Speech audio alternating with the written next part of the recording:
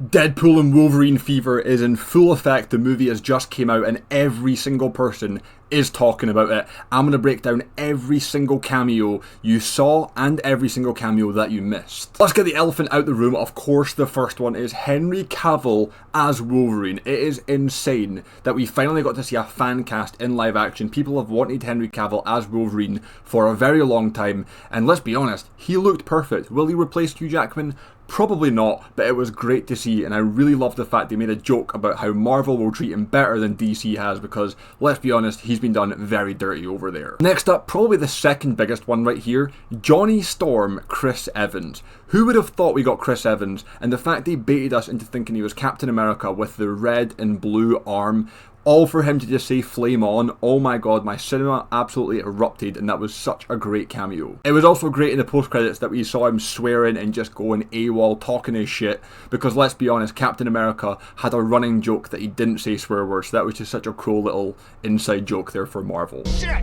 Language. Of course, we got Jennifer Garner back as Elektra, and I actually think she was better in this movie than she was in her original movie. This film, Deadpool and Wolverine, really served as a send-off to a lot of the Fox characters. Obviously, I already mentioned Johnny Storm from the Fantastic Four movies. Then we had Elektra, and they also mentioned Daredevil a few times, even though Ben Affleck's Daredevil wasn't in this movie. In the same kind of sequence and team up there, we got X-23, played by Daphne Keane, who was confirmed about a week ago, but I'm still counting her in this video. That was amazing to see her come back as Laura, and it brought a little tear to my eye. Then, one of the craziest ones, I think it's arguably the craziest one in the whole film, Gambit, played by Channing Tatum.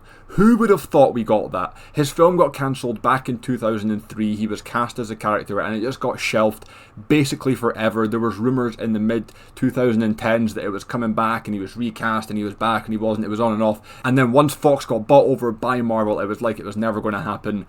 Until Deadpool and Wolverine. I can't believe they pulled this off. The suit looked unreal, he played the character perfectly, and I love the joke about not being able to understand his accent. Then by far, my favourite cameo of the whole movie, Wesley Snipes back as Blade. Come on, that is what I'm talking about. I got so excited, I nearly jumped out of my seat. He was so badass. I love the fact that he made a joke saying basically, I'm the only one that's played Blade, and I'm the only one that's going to play Blade, because let's be honest, that Blade movie is on and off, and might get shelved indefinitely as well. It looks like they're having a hard time getting that film made. Now, originally I thought this guy in the background was Blade from the crappy TV show. I haven't even really watched this show, but I actually found out this is actually a reference to a Kingpin variant from the Old Man Logan storyline in the comics. You can see, I'll put an image somewhere, it matches up with the medallion. That is such a niche, cool reference. Speaking of Old Man Logan, we got to see him for about 1 second. It was like, that was my favourite Wolverine variant of the whole film. I would love to see a film where we got the Old Man Logan variant. Speaking of Wolverine variants, of course we had Henry Cavill, we had Old Man Logan, we had the Wolverine we had in our film,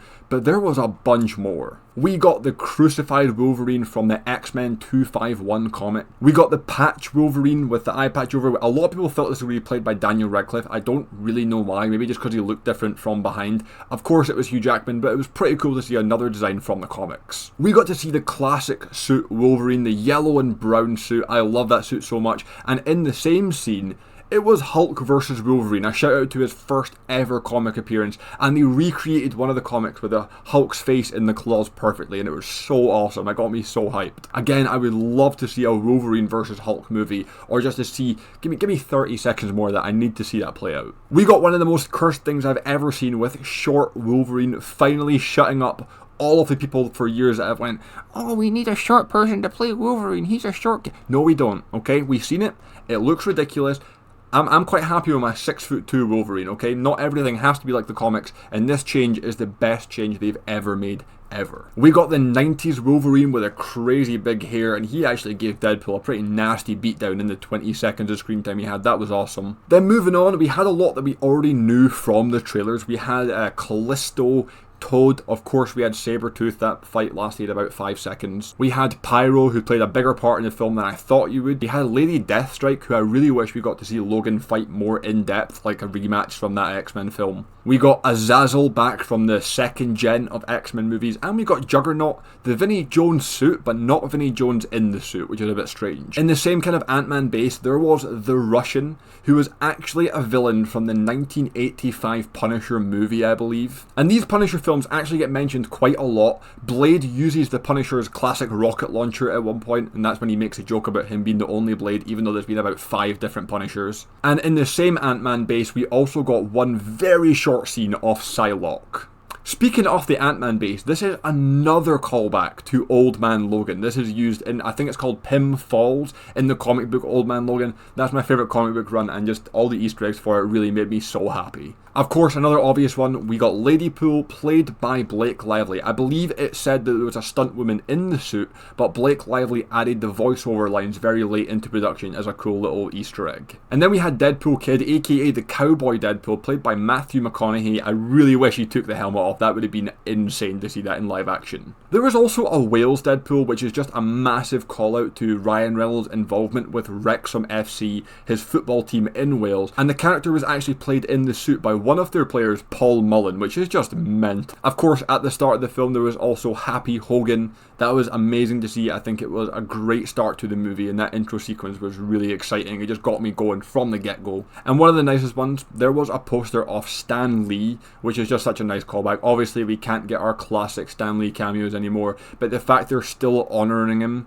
by putting him in the film in some way is just a really, really nice touch. There was, of course, a lot more. I could go through the 6,000 different Deadpool variants, but it'll get like a very, very long video. That is all of the major cameos and ones you may have missed. Let me know which ones I missed. There's a whole film of them. I've only watched it one time, and that's all the ones I can rattle off right now. But this film was something, man. The film was brilliant. I was hyped the whole way through from start to finish.